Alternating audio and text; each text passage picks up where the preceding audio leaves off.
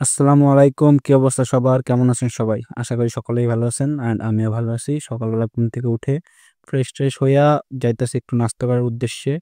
তো দেখি কিছু খাওয়া যায় নাকি না। পরোটা খাওয়ার উদ্দেশ্যে যাইতেছি। দেখি পরোটা পাই কিনা। কেননা বেলা তো অনেক হয়ে গেছে। কেননা আজকে বাসায় যাবো। তো দেখা যাক দেখি পরোটা পাই কিনা। তো পরোটাটা পেয়ে গেলাম।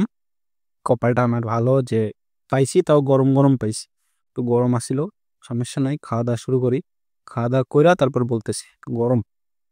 তো খাওয়া-দাওয়া শেষ করে বাসার সামনে এসে একটু দাঁড়ায় আছি। এই যে রয়্যাল রিসোর্ট আমার বাসার পাশেই। একটু হাঁটাচলা করতেছি, দেখা যাক কেউ আসে কিনা। কেননা আমার স্যার আমার দাদা আসার কথা আছে। তো সে যদি আসে তাহলে তো আসলোই। তার জন্য একটু ওয়েট করতেছি, তার আসার কথা আছে। হাঁটাচলার পর দেখতেছি না, সে আসতেছে না। তাহলে একটু বাসার দিকে যাই। এই দেখেন আমার রুমের অবস্থা। এই অবস্থা। মাল জিনিস অলরেডি সব গোছানো হয়েই গেছে। সব বেডিং পত্র প্যাক করা শেষ। যাওয়ার জন্য জাস্ট প্রস্তুতি নিতে হবে, কাপড়-চোপড় পরতে হবে। এইজন্য রেডি হওয়া আর প্রস্তুতি নিলে হয়ে যাচ্ছে। দাদা আসবে, চলে আসছে, মুজো পরে আছি জাস্ট। দাদা আসছিল, দাদার সাথে দেখা-টেখা করে বিদায় নিয়ে আর পাশে যারা দেখতেছেন সে এক ছোট ভাই। অনেক আদরের ছোট ভাই। তাকে নিয়া বাস কাউন্টার উদ্দেশ্যে রওনা দিছি। এখন আছি সিএনজিতে, এর জন্য একটু বেশি শিখি মনে হইতেছে। এই যে বাস কাউন্টারেও চলে আসছি অলরেডি। কেননা ২ বার ভেঙে যেতে হবে। একবার এখান থেকে যাত্রাবাড়ি পর্যন্ত, পরে যাত্রাবাড়ি থেকে আমাদের খুলনার উদ্দেশ্যে রওনা দিতে হবে। তো এজন্য ১ম এ আগে যাত্রাবাড়ি আসছি। সরি, যাত্রাবাড়ি না। এটা হচ্ছে মুগরাপাড়া বলে। মুগরাপাড়া বাস কাউন্টারে আসছি। তো বাস কাউন্টার থেকে বাসে উঠে পড়ছি যাত্রাবাড়ির উদ্দেশ্যে। যেই বাসে উঠছি সেটাই, যে এখানে আমার বেডিংপত্র সিটে আর আমি দাঁড়ানো আছি। বাসে মানে অল্প টাইম যাত্রা করার সময় দাঁড়ায় থাকাটা ভালো লাগে আমার কাছে। এইজন্য বেশিরভাগই আমি দাঁড়ায় ট্রাভেল করতে বেশি ভালোবাসি। যদি পথটা ছোট হয় তো। আচ্ছা, যাত্রাবাড়ি যায়া দেখাই যাত্রাবাড়ির পরিস্থিতি কি। এই দেখেন যাত্রাবাড়ির অবস্থা কি। লোকের ঢল নামছে এখানে। ভাবছি যে যাই না আজকে। এত লোকের ভিতর এত বেডিংপত্র নিয়া বস্তা টানাটানি কইরা আর মন চাইতেছে না যে এই টানাটানি হেঁচড়ার পরেও বাসায় যাই। যেহেতু কালকে ঈদ সেহেতু আজকে এই অবস্থা। এরপরেও টানা হেঁচড়া কইরা বাস একটা কোন রকমে পেয়েছি। বাসে উঠে বললাম খুলনার উদ্দেশ্যে। পাশে যে আছে সেও একটা ছোট ভাই, তার সাথে কথা বললাম, সেও খুলনায় যাচ্ছে। তো সেজন্য যাত্রাটা অনেক ভালো হইছে। তো বাসে যাওয়ার সময় অনেক কিছুই মনে পড়তেছিল, অনেক স্মৃতি মনে পড়তেছিল, অনেক কিছুই। আমি আগের একটা ভিডিওতে বলছিলাম যে রিমার্ক কোম্পানি আমাকে কিছু দিক আর না দিক এমন একটা জিনিস দিছে যেটা আমি হাজার কোটি টাকা দিয়েও হয়তো কিনতে পারবো না। হয়তো তার কথাই সবথেকে বেশি মনে পড়তেছিল। সেটা হচ্ছে আমার দাদা, আমার স্যার, আমার বড় ভাই, একটা বন্ধু। যাই হোক, সে অনেক কাছের একটা মানুষ ছিল। তার মতো একটা মানুষ দ্বিতীয়টা পাওয়া হয়তোবা অসম্ভব হবে। তার কথাই সবথেকে বেশি মনে পড়তেছিল।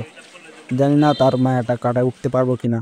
আমি চাইও না তার মায়াটা কাটায় উঠি। কেননা সে অনেক, অনেক, অনেক ভালো একটা মানুষ। সবসময় আল্লাহর কাছে দোয়া করব যে তার ভালো হোক, সবসময় ভালো হোক। সে আরো উপরে উঠুক, রিমার্ক কোম্পানির টপে যাক। আমি সেটা সবসময় ভাববো। চিন্তাই করতেছিলাম এগুলা নিয়া। তার মায়াটা কাটানো ওঠা সম্ভব হবে না আমার। আমি দেখাই যদি তার একটু, সে এই যে আমার বাম পাশে দেখতেছেন, সে। অনেক সময় কাটাইছি, খারাপ সময় দিন অনেক পার করছি। সবসময় সে একটা বড় ভাই হিসেবে আমাকে সাপোর্ট দিছে। কোম্পানিতে যত রকম প্রবলেম হইছে সে আমাকে সেভ করার চেষ্টা করছে।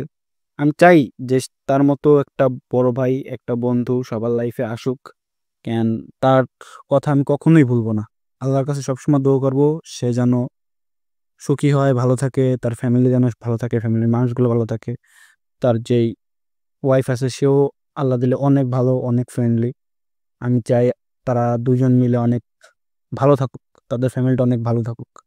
আমি সেটাই সবসময় দোয়া করব। তার কথা অনেক মনে পড়তেছিল, অনেক। এটা বলে বোঝানো সম্ভব হবে না। একজন কাছের মানুষ থেকে দূরে যাওয়া কতটা কষ্টের সেটা হয়তোবা এখানে না আসলে আমি বুঝতে পারতাম না। তারপরেও নিজেকে কি বলে সান্ত্বনা দিব কিছুই বুঝতেছিলাম না।